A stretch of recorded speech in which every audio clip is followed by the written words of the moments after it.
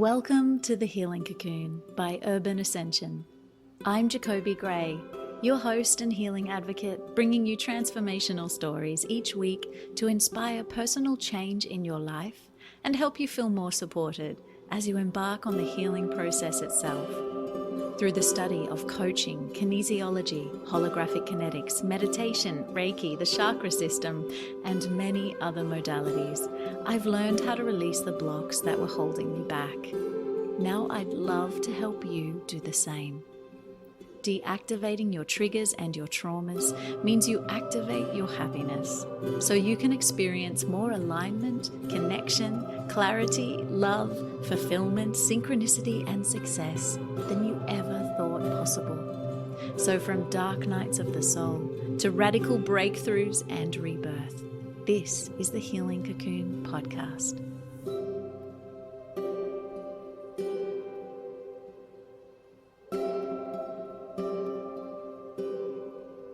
Hello, beautiful humans, and welcome back to the Healing Cocoon podcast for another week. This is actually a really exciting Metamorphosis chat, which I haven't done before because usually the Metamorphosis chats are solo.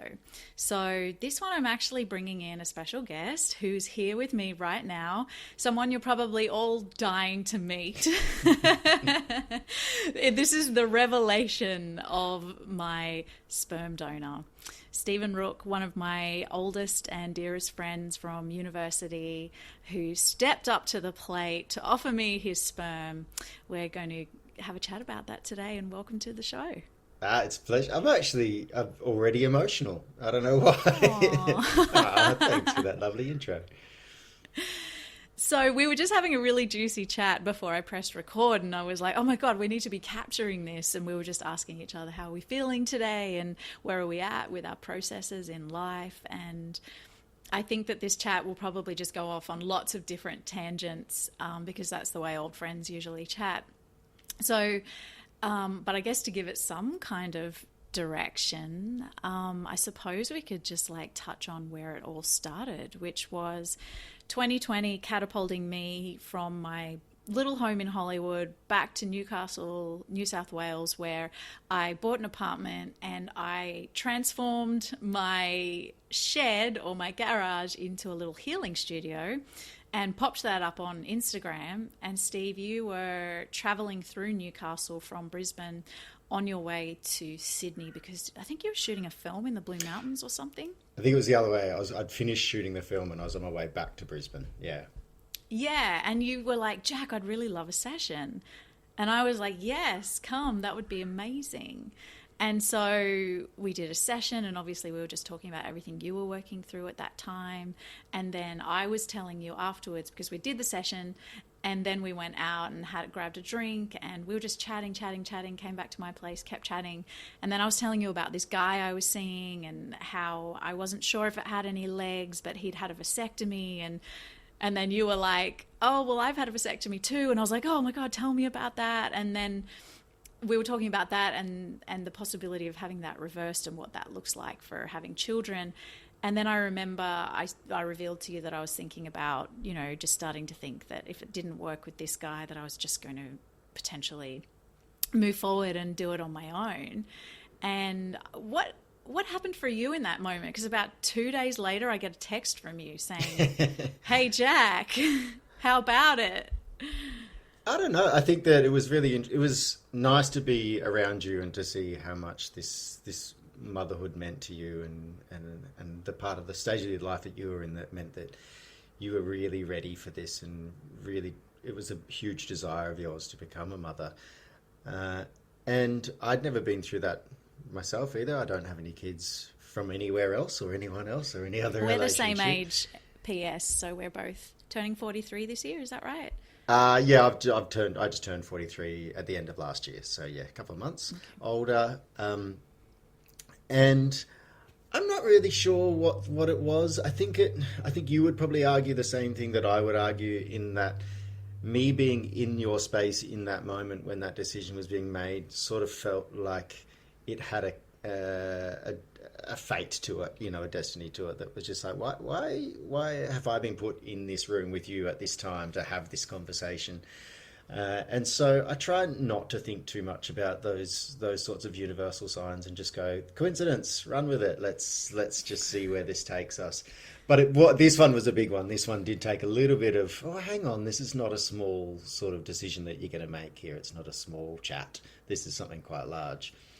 But what was the instinct in you? Like, because that text you sent me came out of the blue. Like, nothing in that moment had me thinking, oh, Steve's considering being my sperm donor. Like, right. Nothing, you know. And interesting. Because we were talking about your relationship issues, and you were kind of extracting yourself from like quite a challenging long-term relationship, and your decision to actually get your vasectomy, because at the start of that relationship, both you and your ex had decided that children weren't something that you wanted. So I wasn't thinking that you were going to be like, okay, now I want a kid and I'm going to offer my donation to Jacoby.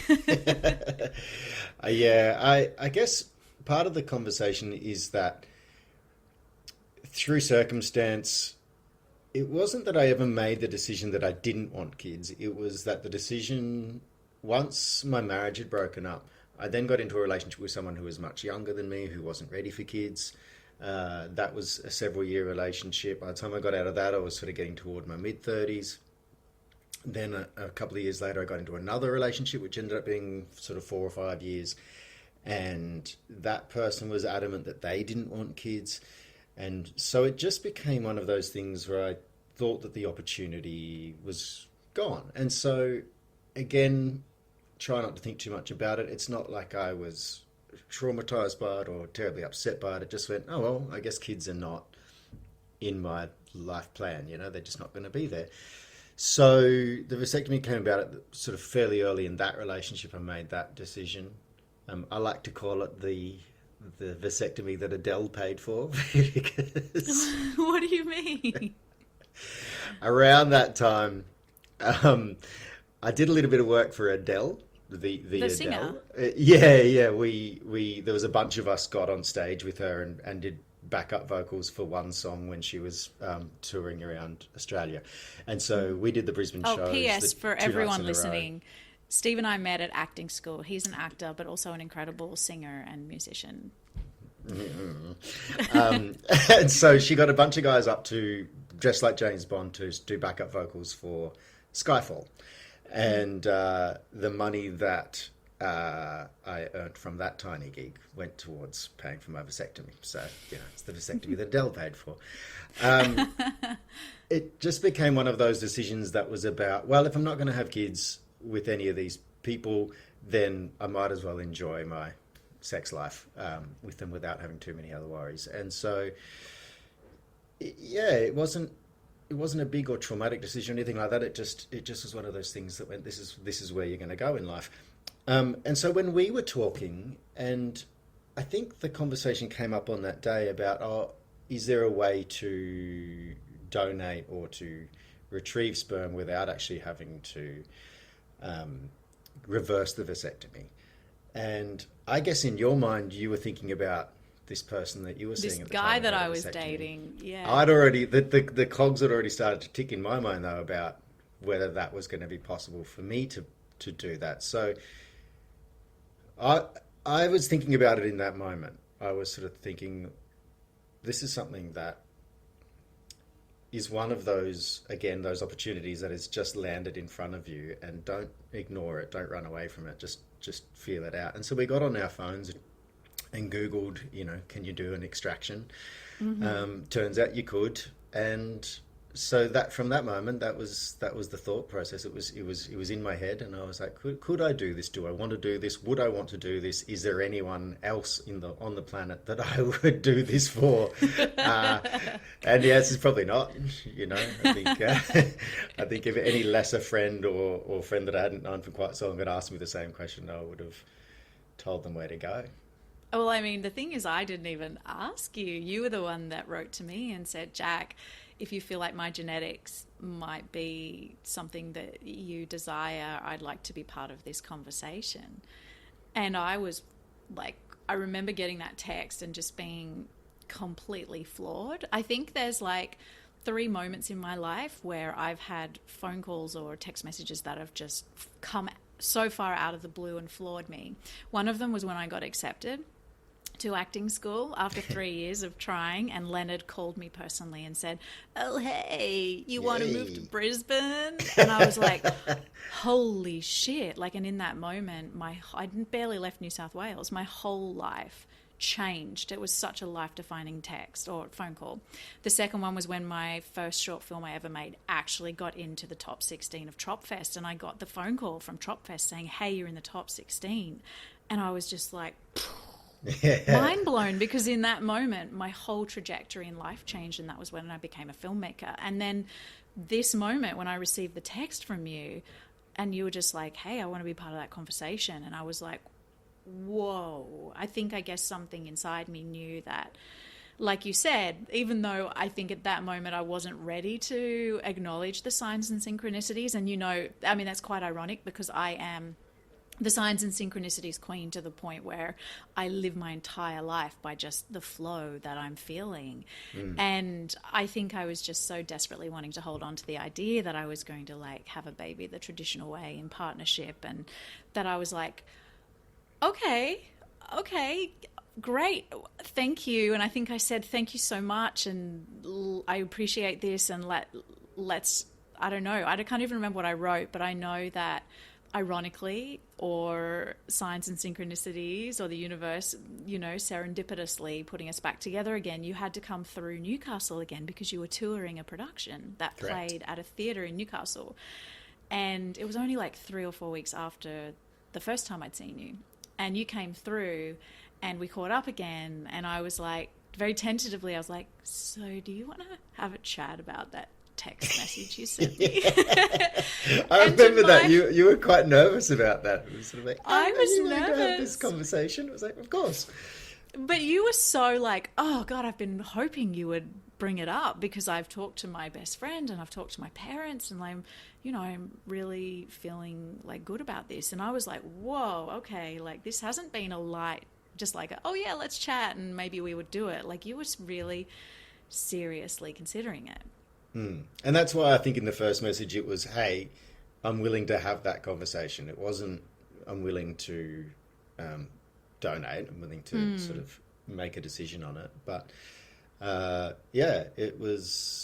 it wasn't hard. I think if you step it back another step, though, there was a time when you were in LA and you were offering little distance Reiki sessions for people. During 2020.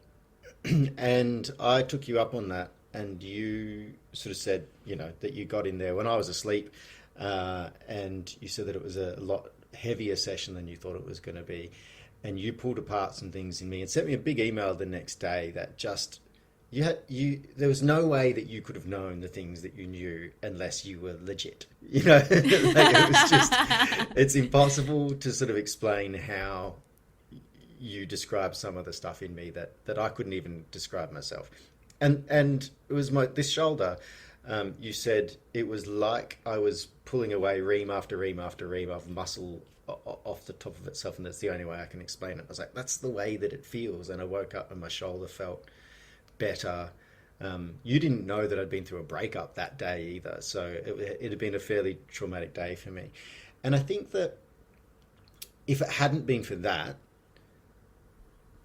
the legitimacy of those sorts of energetic connections that you obviously invite into your life might have meant that we might have missed that moment. Like, it might have come through, we might have had a nice night, and we might have, we might have just been like, "Hey, good to see you. I'll see you in a couple of weeks when I'm back in town again," end a conversation. But there was something about that, just the way that from the other side of the planet you could get into what I was doing and what I was feeling, that made me take pause and go, "This is a person that I should be paying attention to in a different way." Wow, thank you. Thank you. For our listeners, distance Reiki sessions, the first time I ever started to do them was during the pandemic, because I could no longer do hands-on sessions. But that process, because I was living alone in my apartment, and so I was very isolated, and I was like, and the world was falling apart, and I thought, how can I help? And so I put a shout out on Instagram, and I said, anybody out there who wants just a free distance Reiki session, I'm happy to help. And I got like 30 people right back to me, and within the space of 2 weeks, I like pushed through 30 distance Reiki sessions. And that was when my actual true psychic, for lack of a better word, like gifts came online. Like in that moment, it wasn't just hands-on and channeling universal love. Suddenly I was working in the quantum field and literally seeing, hearing, feeling all of these things. And I like to work with people when they're sleeping.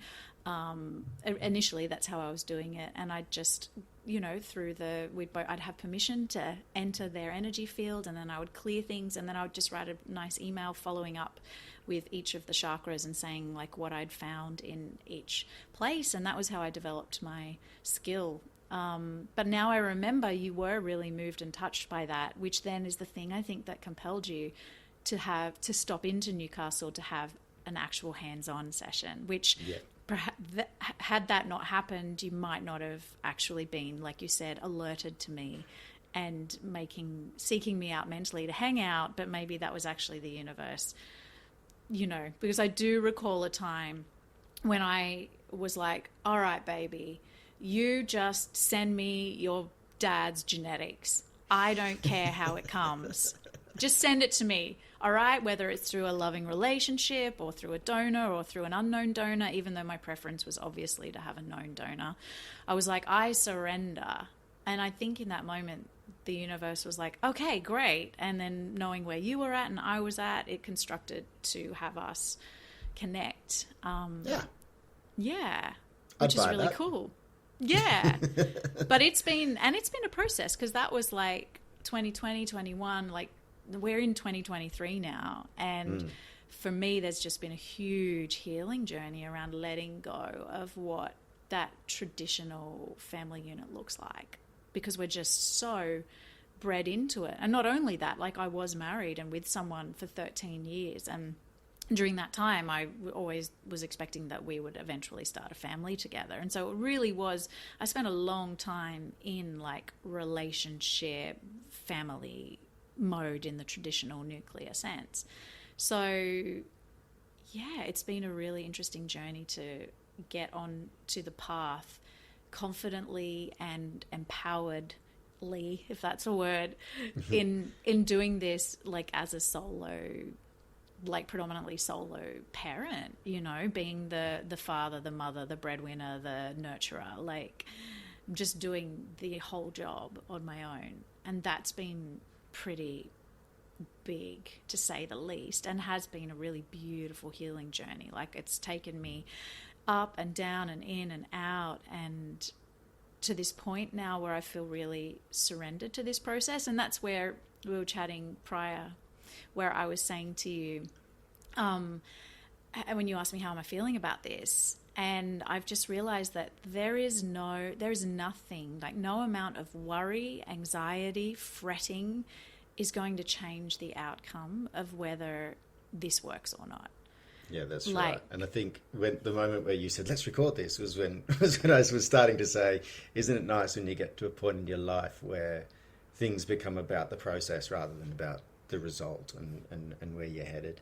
And that's been a big lesson for me in all of this as well, is taking things one step at a time, not having any expectation on it, not having any sort of, you know, outcome-driven thoughts. Because for me, the process was, you know, going to a lab to yeah, let's talk about what your side of it, because your business was a little bit more than most people's donation. I'm interrupting this awesome chat to tell you about one of my all-time favorite creations, the chakra meditations. A potent combination of yoga nidra, binaural beats, and the chakra system. These meditations are designed to guide you into a deep state of relaxation where your nervous system can totally decompress and create the space for healing. I took my time crafting these meditation scripts because I wanted to make sure they resonated with every ounce of truth, transformation, and light I could hold. Each individual meditation addresses the specific attributes of each chakra and has a soundscape composed by source vibrations that is attuned to the frequency of each chakra as well. So from the main root aspects of prosperity, grounding, and belonging, all the way up to the bliss, self-reflection, and enlightenment of the crown chakra, each meditation is going to take you on an intricately curated journey to energetic freedom. You can download them via the link in the show notes of this episode or on our website, urbanascension.co. That's C-O, not .com, urbanascension.co under the chakra banner. The first step was to go and do your business in a cup and get that checked and make sure that there was no sperm in the semen because, well, no, just in because vasectomies in the way that I got mine done can reverse themselves. They can grow back. It's quite rare, but it does happen. And so the first step was go and get that done. Make sure there was no sperm in there. Because otherwise you could literally just ejaculate into a cup potentially, and they could use that. Yeah, that's right. Do it that way. And then we did our counselling sessions individually and together as well. And then it was about coming down to Newcastle, where you were, although you weren't there at the time. No, I was in LA. And it was December. It was December 2021. Yeah, it might have been January perhaps, somewhere around there. Yeah, anyway. Yeah. And so I drove down to Newcastle and got into the hospital to do the extraction. And I guess because it was sort of an unusual case where normally with a donor or with a father, they'd probably just do it the way that you expect it, into a cup and then take that. Because they probably potentially don't see a lot of extractions, there was quite a lot of observers there. So when I got into the room, there was your doctor and 3 or 4 student nurses, as well as a couple of scientists who were there to take the sample, stick it under the microscope on the spot to see if there was any viable material in there. So I'd say there was 6 or 7 people, maybe even 8 people in the room. Of course, all of them were female, and I was lying there, junk out, ready to get a needle in my nut, and it was nerve-wracking. To because, say the least. Yeah, but it goes back further than that, because while we're being open and honest, when I was a kid, I had torsion of the testicle, which is quite common. It's an accident where one of your testicles spins right around, and the vas deferens, the tube that carries all the bits and pieces, kinks like a hose, and you stop getting blood and you stop getting oxygen, and so they have to go in and straighten it all out and do that. And so there's always been an added fear of testicular injury or pain or anything like that. I think that most guys will tell you that it's a painful area. It's not, but for people who have been through that, like I have, there's an added layer. There's like this scare factor, which is terrible. And I said to the doctor, can I choose one? Can we go right rather than left to start with? Because,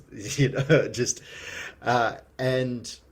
Were you asleep, or did they knock you out? Well, luckily, it was a local anaesthetic, but luckily the local put me out. So I sort of looked up and saw all of these faces, all these women around me staring at me, and then with my pants off, and then I was out. And then I woke up and they were saying, it's all done. you can go and sleep it off now. So that's what happened. I mean, it's such an incredible thing that you did. Like, it's one thing to jack off into a cup for someone, but it really is such a considered decision to go, I will go and have a needle in my nut for you.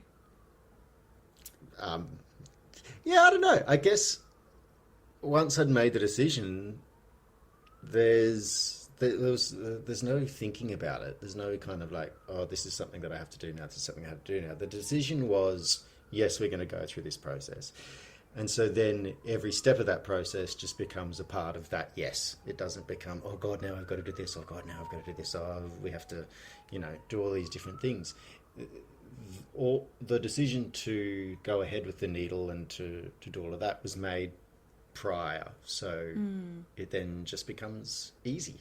It becomes, there's only... Wow. So how did you recover from that very simple operation? Well, I stayed a night in Newcastle and then I drove all the way back, which is for people there. What is that? Is that 700 kilometres, so 500 miles or something like that? Yeah. Thereabouts, from Brisbane to Newcastle. So I sat in a car and drove myself all the way home again. Wow. And how have you felt? Because I've, taken my sweet ass time getting to this place where I'm actually doing this. How have you felt, like going, doing what you did? And were you ever wondering, like, if I was actually going to just do this? Yeah, I mean, yeah, definitely. There's been moments where I thought, oh, well, you might have changed your mind. There's... and that's your call. I think that one of the things that was made clear to us in the counselling was that while you have my sperm sample, it belongs to me. It's mine. The moment that we combine that with an egg and it becomes an embryo, that product is then, you take ownership of that. That becomes yours. It's legally yours. And at any point in that process, I can turn around and say, no, I want that back. You're not allowed to have it anymore. But there was never, so I don't know why I went on that tangent, but there's never been a point where I thought that you weren't going to do it. I just knew that your timing is your own and has always been your own. So, but again, I keep coming back to it. It's the one step at a time, the process part of it. I'm not at this point attached to the idea of a child in the world. I'm attached to the next step, and the next step, and the conversations that you and I have to have and do keep having about what it means for us as friends and where the boundaries are and what that relationship is going to look like, what that parenting is going to look like. That's just the next step.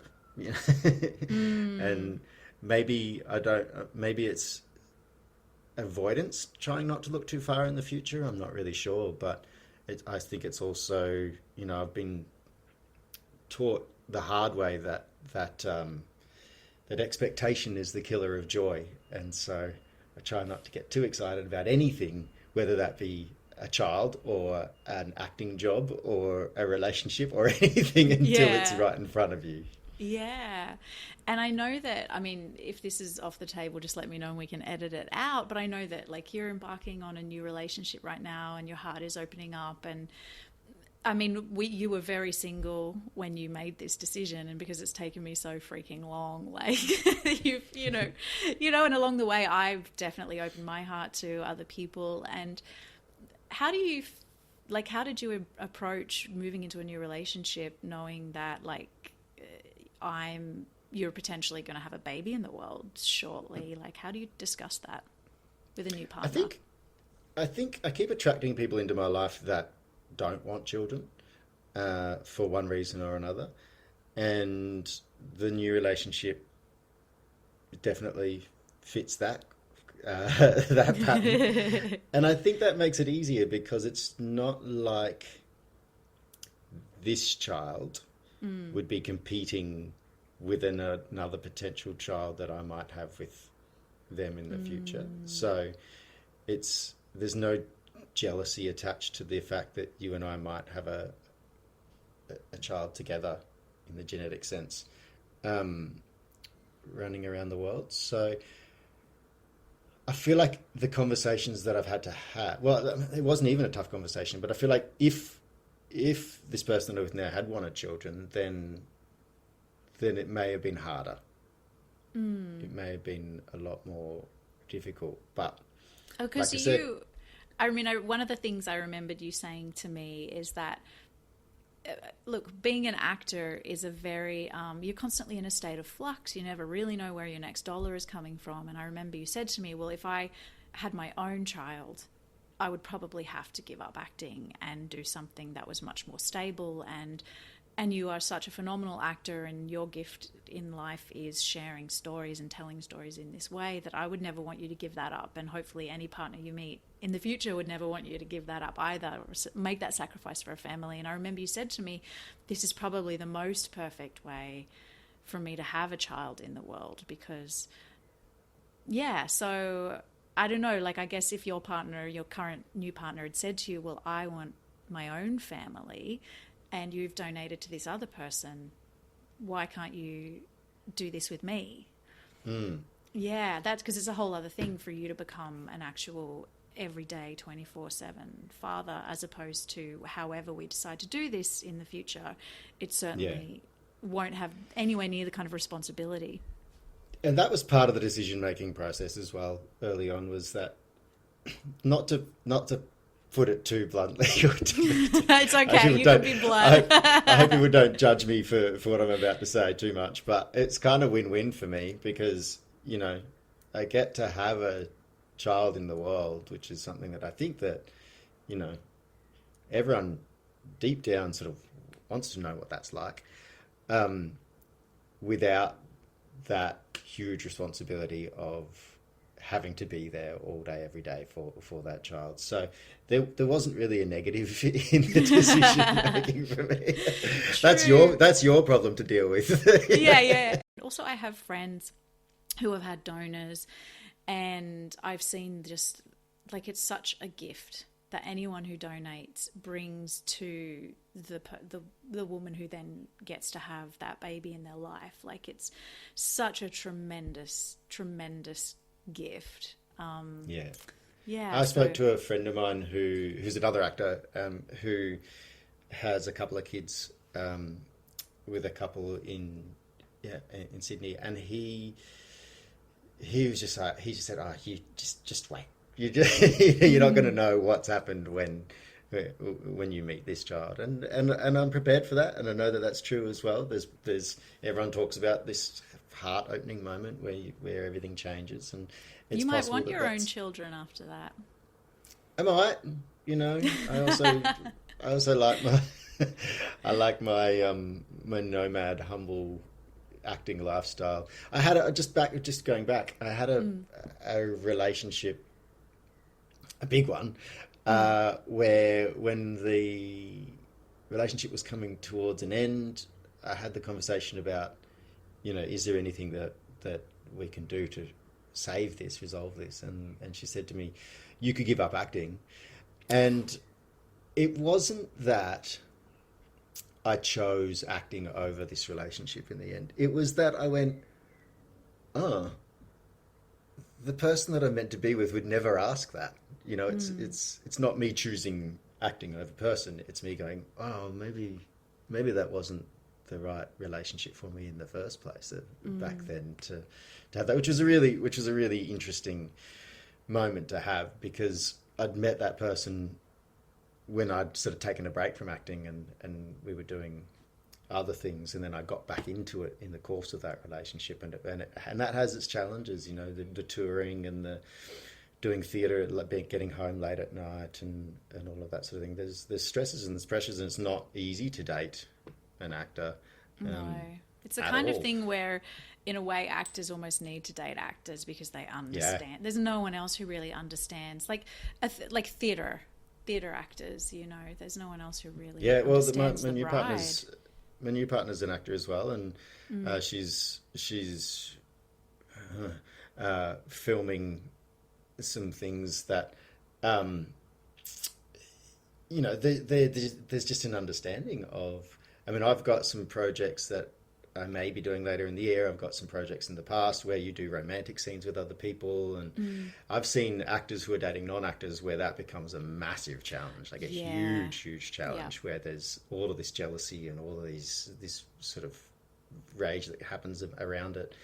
And even when you are dating another actor, sometimes that can be difficult because you know that the connection you make with the person, because you know that is momentarily genuine, but only momentarily. Yeah. And then, while between action and cut, and then you sort of compartmentalize it and go, well, no, we're just acting.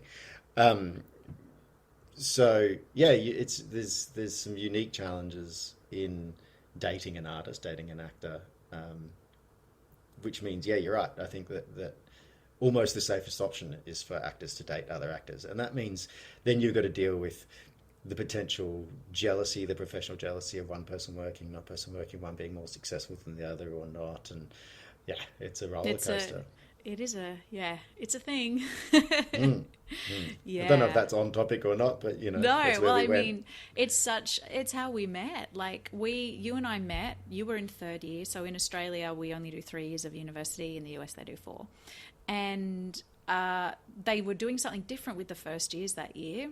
Instead of us just arriving and starting classes, the very first thing we were doing were being extras in the first third year production.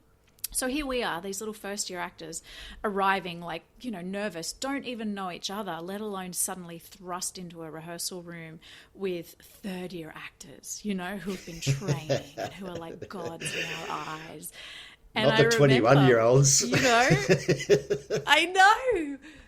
But to 19-year-old me, who just I'd worked my ass off to get into that school. And then when I got there, and then suddenly I remember getting one line in the play. And I had this one line, like I always got a note on it from the director. And I was so petrified of not doing it correctly and right, and there was so much stress over my one line in this third year production. But I remember that's how we met. I saw you, and I've always known that you're such a phenomenal actor. But in terms of you asking, I don't know if this is off topic, like this is how our relationship has been formed. And when you are actors, like we went to a particular school that was like a method acting school where we had, basically we were dredging up all of our own personal emotions and, in every aspect possible, whether we were working for lust or craziness or grief or anger, like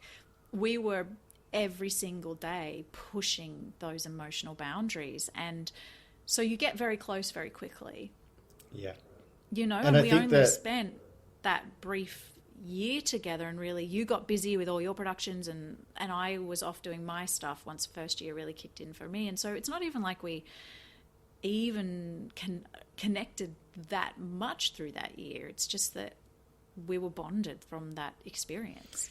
Yeah, and I think that testament to that is that when I saw you a few weeks ago, it's with your university women, like the friendships that you formed in that time are still as strong as they were back then, and that's 20 odd years ago.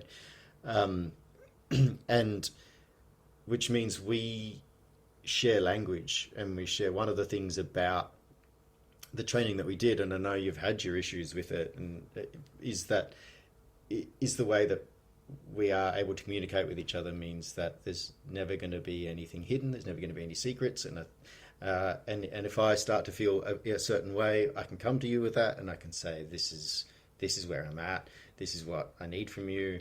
And I don't think that's ever going to be a problem. I think that the lines of communication are way open, and that's thanks in part to what we did back then and the way that we trained as actors. And I'm grateful for that. I'll always be grateful for that. And I hope that moving into what we may be about to move into, that it becomes something really important in the toolkit. Yeah. Open. I mean, communication, it's ironic because that was my, through my own trauma, actually speaking my truth was my greatest nemesis. There was just so much fear because I had to hold on to a lot of secrets when I was younger, and that just, really formed the way I communicated. And of course, then I decided to become an actor where it's all about like emoting, but that was its own journey. But I have learned through life that communication is key. Like having the ability to just speak openly and honestly, which is something I feel I can do with you and you with me.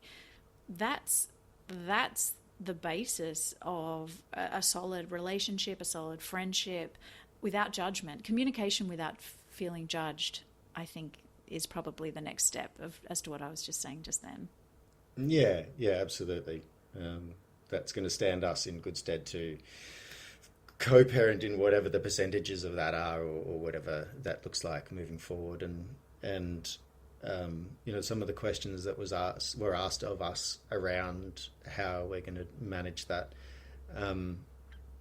were answered with, well, we talk so well together that I don't think it's ever going to be a problem. We'll know how to solve that in the moment, but you can't lock in these sort of, what happens if this happens, and what happens if this happens, and what happens if this happens. I think the answer to all of that was going to be, we'll just keep talking, and we'll keep being honest and open with each other about what that means.